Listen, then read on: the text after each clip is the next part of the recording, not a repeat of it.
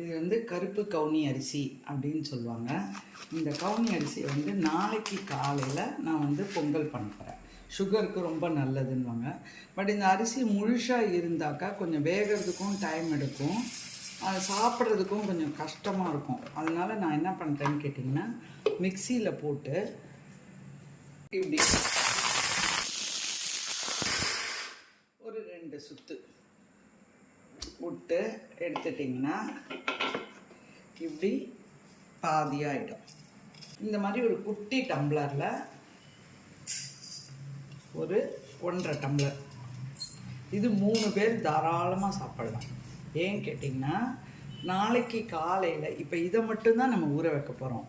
காலையில் எந்த டம்ளரில் அளந்தீங்களோ அந்த டம்ளரில் பாசிப்பருப்பு ஈக்குவல் போட்டு, அது நாளைக்கு காலையில் நான் உங்களுக்கு பண்ணும்போது சொல்கிறேன்.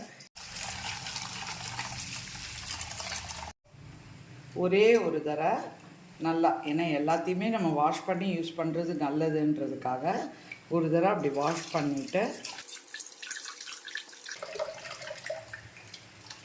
அவ்வளோதான். இப்போ நம்ம அப்படியே அதை ஊற வச்சுருக்கோம், அவ்வளோதான்.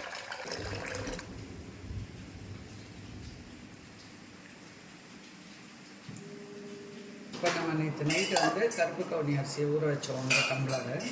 அதில் அந்த இதில் என்ன பண்ணுறோன்னா, அதே ஈக்குவல் அமௌண்ட்டை போட்டு பாசிப்பருப்பு போட்டு அதை நல்லா களைஞ்சிட்டு ஒரே ஒரு தடவை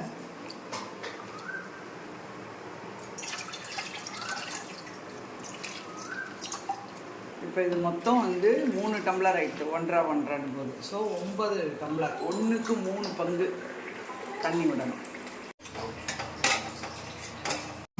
இதை இப்போ குக்கரில் வச்சு மூடிட்டு 7-8 சவுண்ட் வரைக்கும் விசில் போட்டு வச்சுட்டாக்கா போதும்.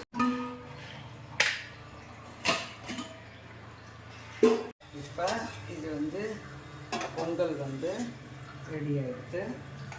ஒரு நிமிஷம், நல்லா வெந்திருக்கு பார்த்தீங்களா.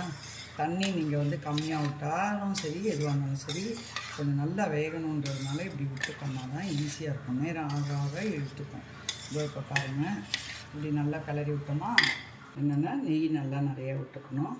நல்லா காஞ்சிட்டு, நான் வந்து இந்த கருப்பு கவுனி அரிசிக்கு மிளகு நிறைய போட மாட்டேன். ஏன்னா மிளகு கருப்பு கவுனி ரெண்டும் பிளாக்காக இருக்கிறதுனால டக்குன்னு தெரியாது. அதனால் சும்மா வாசனைக்கு மிளகு போட்டுட்டு, அதுக்கப்புறம் ஜீரகம் டைஜஸ்ட் ஆகிறதுக்காக ஜீரகத்தை நல்லா நிறைய போட்டுக்கோங்க. அது படப்படன்னு பொரிஞ்சதுக்கப்புறம்,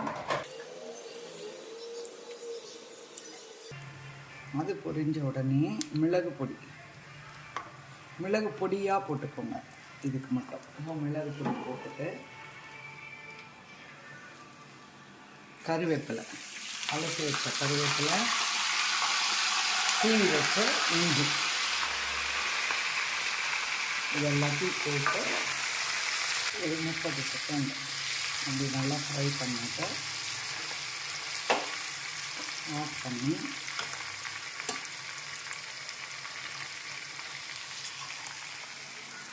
இந்த பொங்கலில் அப்படியே போட்டு உப்பு தேவைக்கேற்ப அவங்களுக்கு ஏற்ற மாதிரி தந்துட்டு நல்லா அப்படி கிளறி விட்டுருங்க.